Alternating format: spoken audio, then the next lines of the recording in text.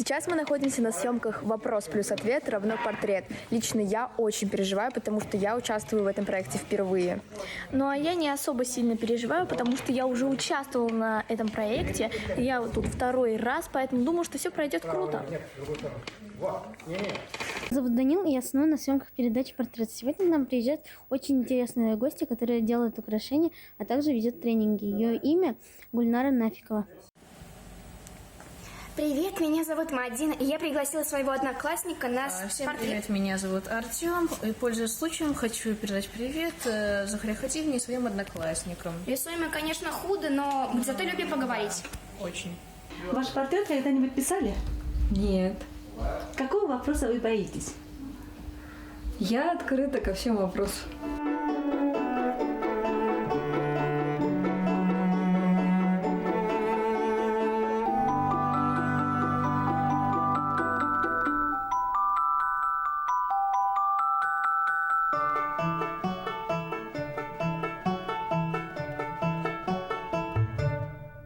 Пожалуйста, не обижайтесь на нас, если мы плохо вас нарисуем. Я просто вообще рисовать не умею. Да я, конечно, не обижаюсь. А вдруг я что-то там разгляжу такое, что откроется во мне что-то интересное. Здравствуйте, Гульнара Раяновна. Меня зовут Лейла, и я хочу сразу же ознакомить вас с нашими правилами. Все очень просто. Мы задаем вам вопросы, а вы на них отвечаете. И в конце вас ждет сюрприз. Вы можете выбрать один из понравившихся портретов. Как вам лучше обращаться, по имени и по отчеству или по имени, но на «вы»? Можно Гульнара и на «ты». У меня вопрос. Какая ваша миссия в жизни? В мире, в жизни, на этой планете? Какой вопрос прям первый? Что ожидает дальше? Чтобы понять свою миссию, нужно пройти такой некий путь в самопознание, в взгляд в себя и каждый день открывать в себе что-то новое, то есть изучать, задавать вопросы. Миссия моя, скорее всего, помогать людям быть в служении, в таком во благо. И когда ты находишься во благо, когда ты находишься в служении для других, Вселенная тебе дает больше ресурсов, больше сил и возможностей. Да. Здравствуйте, Гульнара, меня зовут Виолетта. Вот я у вас в ВК читала запись. По-моему, там было написано что-то по поводу, что костыли больше не моя визитная карточка, я не тот человек, что был вчера. О чем больше эта фраза и откуда у вас столько силы воли? На самом деле сейчас происходит переломный момент в моей жизни. Всю жизнь я ходила на костылях, они называются канатные палочки, то есть вот не костыли вот, да, под плечи, а вот именно такие короткие костыли. И на протяжении больше года я начала заниматься именно в познании себя. Шла к исцелению, наверное, больше так сказать. И уже как 15 дней костылей в моей жизни нет. Я много занимаюсь общественной деятельностью, ремесленник в том числе, и поэтому меня знают очень многие. И я участвую на многих мероприятиях города, республики. И костыли на самом деле были такой некой визитной карточкой, которой издалека меня было видно и говорит: «О, Гульнара Раяновна, здравствуйте, вы вот у нас участвуете на мероприятии, нам приятно, да, что вы здесь». А сейчас я замечаю тот момент, что когда я иду, и некоторые говорят: «Гульнара, это вы, что ли?» То есть прям даже такой вот смена восприятия идет, и я поняла, что это уже не визитная карточка, а была ею. Расскажите, как вы вообще пришли к этой идее изготовления украшений? Скорее всего, это больше про мое имя, то есть меня зовут Гульнара, и это означает цветок граната. И вот природа позвала к своим истокам в плане того, что вот цветок, цветы, природа, любовь, это вот про созидание, про любование природой, про сохранение красоты нашей вот природы. Да, я вот занимаюсь до сих пор украшениями, то есть именно из настоящих цветов. Да. Кстати, про украшения. На вашей странице ВК я заметила, что почти на каждой фотографии на вашей шее есть красивый кулончик. Это ваши работы? Да, конечно. А где вы Только черпаете сегодня. идеи? Смотришь на цветок и думаешь, такую красивую композицию можно составить прям уже глядя вот на поле, вот на этот цветочек. Бывает так, что цветы невозможно сохранить в той же красоте, то есть какие-то цветы блекнут, какие-то меняют цвет, и уже здесь более гибко относишься к результату. Но и украшения в том числе мне помогли относиться ко всему результату гибко. То есть не все зависит от тебя, а зависит как раз от неких обстоятельств, от силы, энергии природы. И здесь больше такая вот легкость к ожиданию больше. Вот. А вы можете назвать себя ювелиром? Ювелир – это больше, наверное, высокое такое вот звание ремесла. Нет, скорее всего, больше ремесленник. Ладно, а что насчет мастер-классов? Вы их даете? Да, конечно. Ладно, спасибо. А с чего вы начали свой путь познания, мастерства? Наверное, этот путь был, наверное, с 10 лет. Я очень много читала. Основное я пришла к своему изменению, прям осознанному изменению, это год назад. Вот, и я на этом пути сейчас.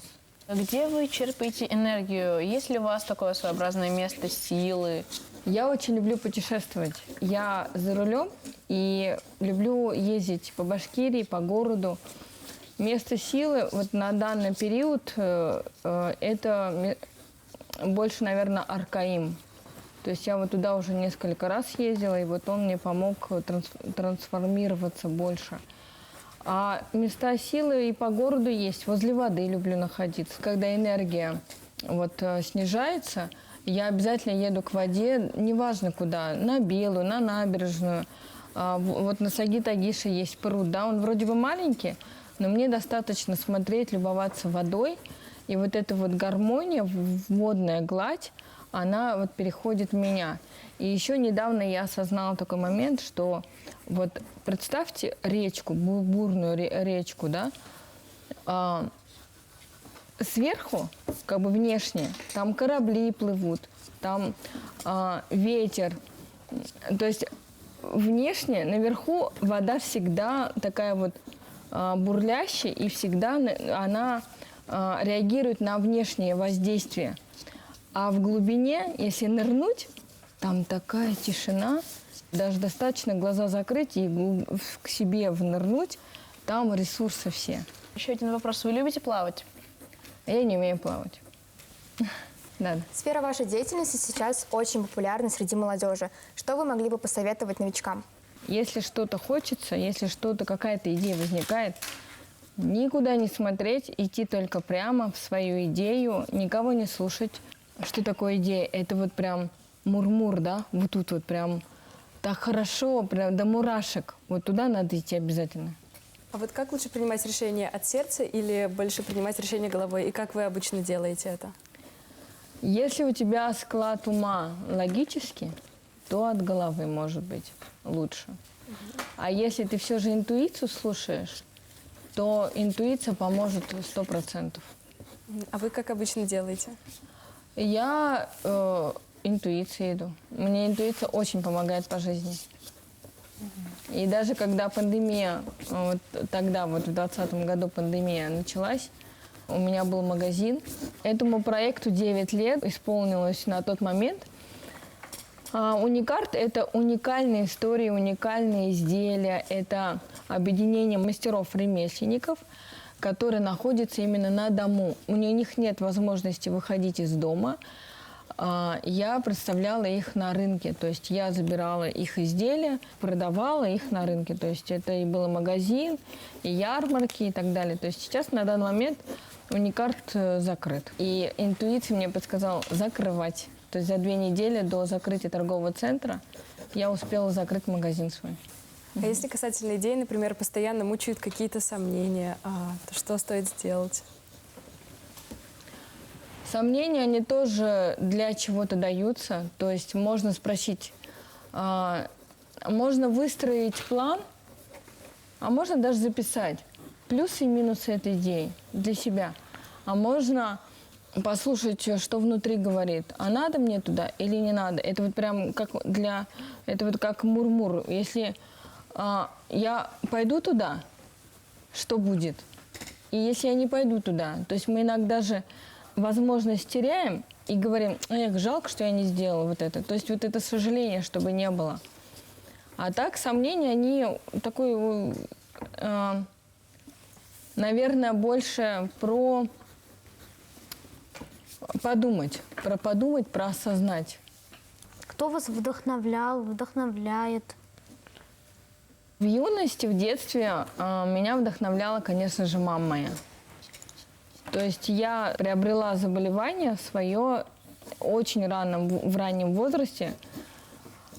И мне мама направляла по жизни и говорила, что тебе надо ходить, тебе надо учиться, ты умная, ты красивая, ты все сможешь. То есть вот эти слова мамины, они на протяжении всей жизни вот со мной рядом.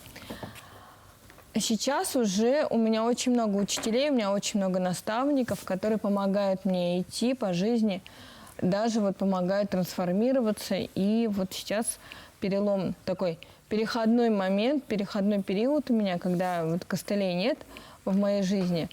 Меня вдохновляет дочка, она в меня верит и говорит, ты все сможешь, у тебя все получится.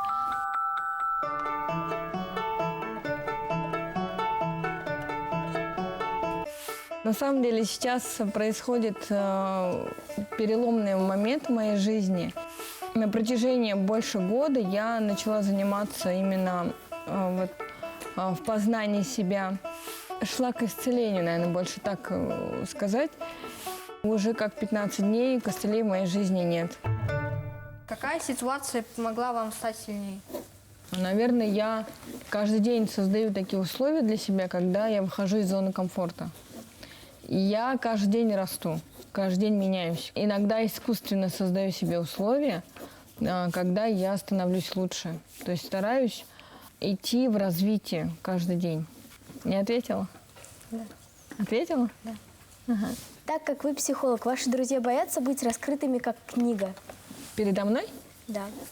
Нет, не боятся. Я общаюсь очень легко. Я стараюсь, чтобы в моем окружении со мной было всем комфортно. Вы очень яркая и красивая. У вас много друзей? Благодарю тебя за комплимент. Друзей много, да. Вот вы как социальный предприниматель, расскажите, вы умеете работать с возражениями или вы можете утешить раздраженного покупателя? Да. Самое главное в ответ говорить «да». Да, но это. Да, да, конечно. Да, я понимаю. Но то есть самое главное согласиться. В каких странах и сколько раз вы были? Я патриот, я люблю Башкирию. Я во многих местах была в Башкирии. Так, я тебе можно отвечу? Нет, я не совсем про это. Я не ездила никуда. Понятно. Вот так. Спасибо. О чем вы думаете, когда создаете очередную красоту? Такое некое счастье, некая радость для леди. Вот так. Представьте, что вы подросток, дерзкий, энергичный. Как бы вы описали свой современный мир? Мир драйвовый, он такой классный и со своей энергией. Просто надо наслаждаться им, брать все с него и творить. То есть собственное творение, оно создает еще круче мир. А были люди, которые отвернулись от вас? Люди встречаются, выполняют задачи, и их нужно отпускать. Вот это даже некий такой совет. Есть люди, которые приходят, что-то помогают, или ты им помогаешь, и они исчезают из жизни. То есть вот к этому надо легко относиться. Есть, которые отворачиваются, потом опять возвращаются. Я даже не акцентирую на этом внимание, если честно. Каждый человек в жизни дорог, каждый значим, но если ему нужно уйти, он же все равно уйдет. Вот. Пусть это будет комфортно, чтобы мир внутри, главное, был. Мир внутри, он создает мир снаружи. А как работать уже с эмоциональной привязанностью к человеку? Как легко отпустить? Но если только через понимание того, что что человек, что мне дал этот человек, для чего он был в моей жизни.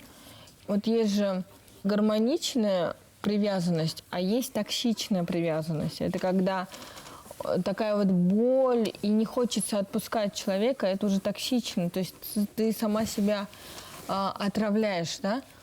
И в данном случае здесь нужно поискать, что человек давал, какие эмоции давал.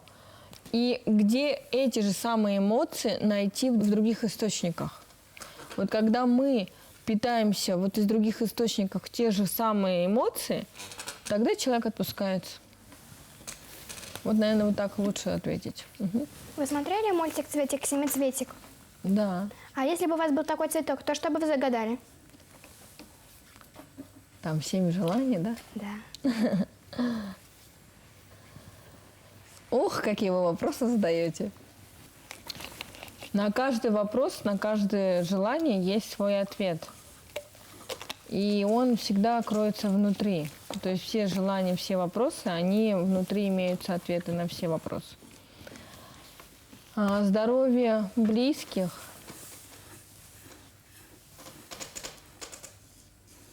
Радость в душе, солнце. Ты мне разрешишь подумать над этим вопросом? Ладно. Можно? Конечно. Вы могли ответить в один лепесток, чтобы этих цветиков, семицветиков было много. Тогда бы у вас было много желаний. Возможно. А еще подарить, да, кому-нибудь. Или всем. Нет, чтобы всем все не мечты сбывались. Ты про это? Да, чтобы было много цветиков, семицветиков. Все, что вам нужно, вы могли исполнить, просто вырвав лепесток. Смотри, у меня сейчас, знаешь, какая мысль пришла? Цветик, семицветик – это внешняя помощь. То есть, взяв в руку цветик, семицветик, мы что-то можем исполнить. А на самом деле все ресурсы и все желания идут отсюда. И они сбываются всегда.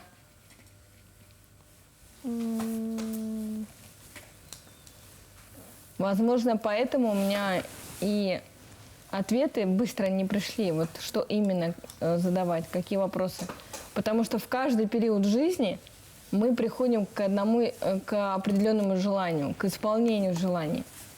Вот так вот просто исполнить желание, это все равно нужно подойти к нему и быть готовым к нему. Если, например, дать денег очень много, не факт, что мы готовы к таким большим деньгам, понимаешь? Да. Вот. И должен какой-то путь пройти человек, чтобы осознать и быть готовым к исполнению определенных желаний. На самом деле я имела в виду не совсем это. Хорошо. То, что много желаний, и в разный период жизни вы можете исполнять все свои желания. Я про это. То, что да. нет никакого ограничения. Да, хорошо. И у меня был вопрос. Да. У вас есть какое-нибудь домашнее животное, или вы хотели бы его завести? Есть домашнее животное. У нас в доме живет кролик и котенок. А про цветик-семицветик я тебе очень благодарна, потому что это некий такой подарок. Но я восприняла это как подарок, как возможность расширять свои желания. Вот вы сказали по поводу внешних обстоятельств, что они тоже как-то влияют на нашу жизнь, и иногда они возникают совершенно непредвиденно, портят какие-то наши планы. Вот как вы с этим работаете, как к этому вообще относитесь, как это принимаете? Все, что мы встречаем в жизни, это мы и есть. То есть люди, которые нас, например, есть момент, когда раздражают люди, да? Вот есть же такие моменты. Там на улице что-то или там в школе, на работе. Это наше состояние отражается во внешних людях. Когда мы что-то делали похожее, нам возвращается в более ярком формате. Ярче возвращается, как бумеранг. Поэтому Я сейчас, когда выхожу из дома, я всегда говорю, я есть мир и вижу мир вовне. Да. Вы сказали то, что те вещи, которые нас окружают, ну, поступки людей других, это мы, которые отражаемся в этом. Но есть, допустим, люди, которые не сквернословят, не бьют младших, но все равно видят это и сталкиваются с этим. Тогда как это объяснить? Тогда в этот момент стоит задать вопрос, для чего я это вижу? Что мне это говорит? О чем? О стечении обстоятельств? Нет, не факт. Это для чего-то дается. Вот я иду по дороге, и я вижу, там, дерутся или еще что-то. Ну, это там грубый пример, да? Ну, да. Или какой-то вот там перебегает кто-то там. То есть я торможу, я останавливаюсь, и это меня защищает от того, что там впереди, понимаешь? То есть какое-то время у меня есть для подумать. То есть вы хотите сказать то, что все, что мы видим вокруг, это если мы этого не делали, но это нам показывается, значит, это знаки свыше? Конечно. Знаки лучше внимательно относиться к знакам, конечно. Да. Вы верите словам то, что все, что не сбывается, то к лучшему? Конечно. Значит, мы к этому не готовы, если не сбывается. Значит, где-то есть ступор, значит, где-то есть блок. К этому должны быть готовы. И это открыть. Если дверь закрыта, мы ее через понимание, через сознание открываем.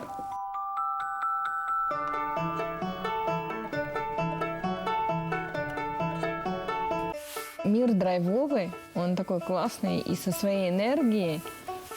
Взяв в руку светик-семицветик, мы что-то можем исполнить. Все ресурсы и все желания идут отсюда. И они сбываются всегда. Давай, ты первый. Ага. Что бы вы посоветовали себе из будущего или из прошлого? Очень хороший вопрос. Что бы я себе посоветовала из будущего, правильно? Да, и из прошлого. И из прошлого? Из прошлого я бы себе сказала, не забывай, о чем ты мечтала. Будь такой же ярко горящий, такой же, вот, как молодежь, драйвовый, и бери от жизни все. Я раньше была вот такой, то есть не боялась ничего. А из будущего я бы, наверное, сказала, что иди, у тебя все получится, и никаких сомнений у тебя не должно быть. А вы занимаетесь благотворительностью? Ну вот именно финансовой благотворительностью нет, но я очень много делаю во благо, то есть действия мои направлены на помощь людям. То есть я могу что-то сделать, что-то передать, какие-то вещи, может быть, то есть вот эти обязательные действия. Раньше, когда я была председателем молодежного клуба среди людей с инвалидностью, мы обязательно собирали к школе детишкам помощь 1 сентября. То есть действия обязательно присутствуют в моей жизни во благо. Чувствуете ли вы себя художником, когда создаете свои кулончики? Украшения. На самом деле художник – сама природа, а я ее лишь сохраняю и подчеркиваю. Во-первых, я забыл представиться, меня зовут Искандер. Во-вторых, вы любите смотреть спорт? И какой этот вид спорта? Какой спорт? Наверное, художественная гимнастика нравится. В каждом спорте есть своя грация, своя энергия. А еще я очень люблю смотреть Паралимпийские игры. Когда вот заряжаешься и говоришь: о, да. Что отличает ваши украшения от других, которые сделаны другими мастерами? Секретный ингредиент – это любовь. Назовите свои лучшие или самые интересные, по идее, украшения. Украшения? Да, опишите их, просто хочу нарисовать. Представь, что это шишка сосновая в такой вот прозрачной оболочке. В смоле, да? Да, и вокруг как стеклышко в смоле, да. Вы сказали, что помогаете нуждающимся. А вам часто предлагают помощь? Когда мы помогаем, и мы тоже встречаем людей, которые готовы помочь. Мне очень многие люди помогают, и тоже безвозмездно. Бывает так, что, конечно, это про энергообмен. Когда ты энергию даешь, то тебе тоже приходит энергия. Также и про деньги. Чем больше ты даешь, тем больше приходит тоже. А сколько лет вы себя ощущаете? На сколько лет? Ну, наверное, на 25. Пойдет? Хорошо. Верите ли вы в закон Мерфи? То есть, если что-то плохое случится, то обязательно случится. Если ты об этом думаешь, обязательно случится. Но если ты живешь в позитиве, то не случится. Ты сама веришь в этот закон? Тоже позитивно живешь? Да. Хорошо, так и надо. Стоит ли готовиться к худшему, чтобы в дальнейшем не расстраиваться, не разочаровываться в этом? Надо готовиться к самому лучшему, и придет лучшее. Когда мы настроены на худшее, мы же это программируем. Мы представляем, визуализируем. И когда идет визуализация, картинки, когда идут, мы это уже воплощаем, называется. Для души нет прошлого и будущего. Если мы живем в прошлом, мы как будто сейчас его проживаем. И также про будущее. Если мы представляем, что что-то случится, оно как будто здесь и воплощается. Поэтому, во-первых, жить надо здесь и сейчас, сегодня. Вот, и воплощается то, что мы представляем. Лучше представить, как мы залезли на гору успешно, когда мы вернулись в путешествие успешно. Ну, то есть какие-то вот свои задачи, но успешно реализовали. Но ведь если это не произойдет, мы разочаруемся в этом. Ты принимаешь так, как есть. То есть, да, это мой опыт. Да, это мне надо было пережить сейчас. Я для этого и проживаю эту жизнь, чтобы пройти этот путь. У каждого свой путь, каждый встречает для того, чтобы подняться на ступеньку выше. С помощью конфликтов мы растем, с помощью падения мы встаем. То есть вот эти вот шаги, они нам помогают становиться сильнее. И вот эти разочарования, они тоже нас закаляют внутри и готовят нам к лучшему. Угу. У вас есть огород или дача? Есть огород и дача. Вы любите там находиться? Очень. Откуда у вас желание трудиться? Откуда у меня желание трудиться? Отсюда. Психологу нужен психолог? Обязательно. Есть моменты, когда истощение происходит периодически. Бывает такое. Поэтому я езжу в места силы, общаюсь к воде и так далее. Почему вообще люди становятся психологами? Это, скорее всего, какие-то личные у них возникают в голове мысли по этому поводу, и он хочет их решить, и именно от этого идет желание стать психологом? Или вот почему? Это, наверное, скорее всего, призвание, желание помогать. Ответила? Да, спасибо. Интересный вопрос задаете. А что самое необычное вам приходилось делать в жизни? Для меня как бы все обычно, но... то есть я по горам лажу, на конях езжу. Это обычно. То есть вот я подумаю над этим вопросом. Столько вопросов интересных, которые задумываются. Да, давай. Как прожить жизнь и не стать токсичным человеком? Как вывести человека из такой зоны токсичности? И что делать? Как помочь токсичным людям? Что такое токсичные люди для тебя? Люди, которых скорее должно быть жалко из-за своего кругозора. Это, угу. Сложно объяснить. Можно я попытаюсь объяснить? Токсичные люди – это люди, которые могут за твой любой шаг, который ты сделаешь, будь он правилен или неправилен, будут постоянно тебя гнобить, оскорблять, унижать. Это токсичные люди. Да? Что-то подобное. То есть как их вывести из этого состояния и не обращать внимания? Или как помочь им, да? Да-да-да. Но каждый человек проживает в своей оболочке. Если мы внутри токсичны, к нам приходят токсичные люди. Значит, это в нас что-то такое и сидит, с чем хорошо бы поработать. Спасибо за ответ. меня Я вопрос. тебе ответила? Да. Вопрос на самом деле очень такой глубокий, и стоит задуматься. Но я попыталась тебе ответить. Вы верите в мистику? Призраки, вампиры и так далее. А давай в божество, в ангелы. Допустим, это. Хорошо, я в нем и живу. Ну, в смысле, верю, конечно. То есть это и помогает идти. А какую цитату из какого фильма вы запомнили на всю жизнь? Смотри туда, где страшно. Вот это мой девиз по жизни. Смотри туда, где страшно. Это кунг-фу панда. Гульнара Раяновна, а можно с вами сделать селфи? Конечно.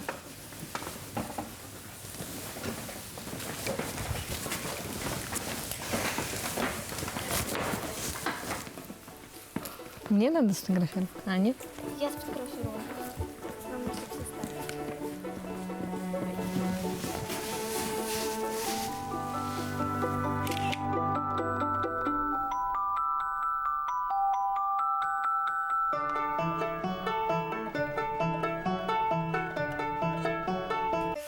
Что бы я себе посоветовала? Из прошлого я бы себе сказала, не забывай, о чем ты мечтала.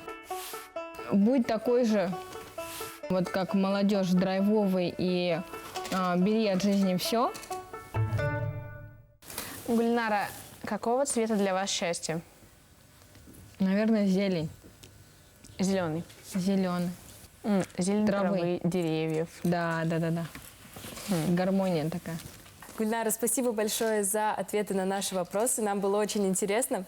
Я в ответ благодарю вас за такие глубокие, интересные и важные вопросы, которые заставляют задуматься, что-то осознать и открывают какие-то новые горизонты. Я вас очень благодарю и благодарю за приглашение на такой формат. А теперь хочу пригласить вас посмотреть наши портреты и выбрать понравившийся. Я вынесла очень много уроков из ее речи, и я надеюсь, что все ее цели, которые она мечтает осуществить, осуществятся в ближайшее время. Глаза прорисованы так. Ну, все уловила. Наверное, это я будущее. Я нарисовала на фоне ее изделия со смолой и с цветком. В этом рисунке прям столько энергии. Ты молодец. Спасибо. Гульнара мне показалась очень сильным человеком, сильной личностью. Такой я ее и постаралась отразить на своем рисунке. От нее даже вон слегка исходит свет. Здесь задумчивость, здесь ты поймала прям осознанность какую-то, взрослость, что ли, мудрость, наверное, какую. Опа. Такой красивый рисунок. Гульнара достаточно интересный человек, с ней весело общаться, поэтому яркие цвета на рисунке изображены. Ты уловила некую, наверное, легкость и наивность даже больше. Такую вот игра, некая игра, и она, на самом деле присутствует, да. Она сказала очень много того, что пригодится в жизни. Я на своем портрете попыталась нарисовать ее такой, как она сидела на кресле. Но мне не очень-то получилось. Тут серьезно. Может быть, в неких моментах угловатость ты увидел. Это рука у тебя рисует. То, что ты видишь, рука передает. Я иду медленно, ничего, да? Вот так я теперь начала ходить, без костылей. Как интересно. Мне показалось, что наши гости очень открыты, а также человек с большим внутренним миром. Очень интересный рисунок. Это, наверное, я в прошлой жизни, да. Знаки, символы очень интересные. То есть это и природа, и знания. Простите, что это не ваш портрет, это больше к вашему взгляду относится. Он теплый, приятный, красивый, так скажем. Но это одно из моих ощущений. То есть ты правильно уловил вот эту вот энергию солнца внутри. И я тебе очень благодарна. У вас здесь не прорисованы глаза, потому что для меня вы как будто уже всевидящая, всезнающая, вот, потому что вы такая энергетически очень сильная. Очень сильный рисунок. И я поняла, куда мне стремиться. К снятию очков, точно. Немного пообщавшись с Гульнарой, я поняла, насколько это сильный человек. Она говорит много интересных и глубоких мыслей, над которыми стоит задуматься. Мне первый очень нравится. Вот. И вот твой нравится по смыслу очень глубоко. Здесь вот очень реалистично. Здесь вот это я, будущее. Здесь вот детскость такая. Удивительно. Мне все нравятся. Я, наверное, выберу первый. Я всех благодарю. Это очень классно, ценно прям. Я благодарю тебя. Можно я тебя обниму? Благодарю тебя. Интересно. Сколько смыслов в каждом. А можно все забрать? На сегодняшней передаче мы решили сделать сюрприз и подарить вам все портреты. Ой, я благодарна. Каждый портрет – это вот частичка, которую вы заметили, и это очень ценно, очень важно.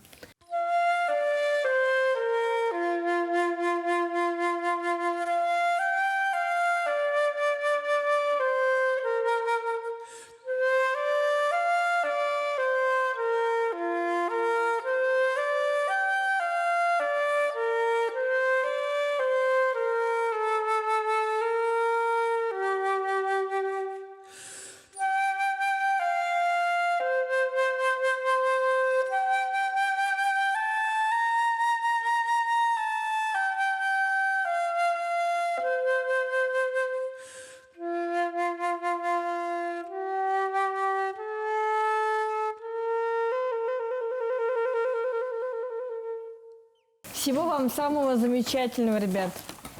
Стремитесь, учитесь, живите полной грудью, дышите им прям. И чтобы у вас все получалось и все мечты сбывались. Я очень рада знакомству с вами. Спасибо большое. До свидания. До свидания. До свидания. До свидания. Сегодня у нас очень необычный формат. Сегодня наша гостья взяла все портреты, и они все одинаково хороши. После общения с ней я прям почувствовала прилив энергии, как после сеанса с психологом. Мне показалось, что диалог получился. Нашли мы общий язык, по-моему. И мне очень комфортно. Нам пригодится в жизни то, что она сказала, то, что все, что мы видим, все, что окружает нас, это то, что мы есть, то, что мы когда-то совершали или делали. Но ребята задавали вопросы очень глубокие. Я даже не была иногда готова к ответам. Заставляла задуматься. Что тяжелее? Не знаю даже. Ну, наверное, детские вопросы, они очень интересные.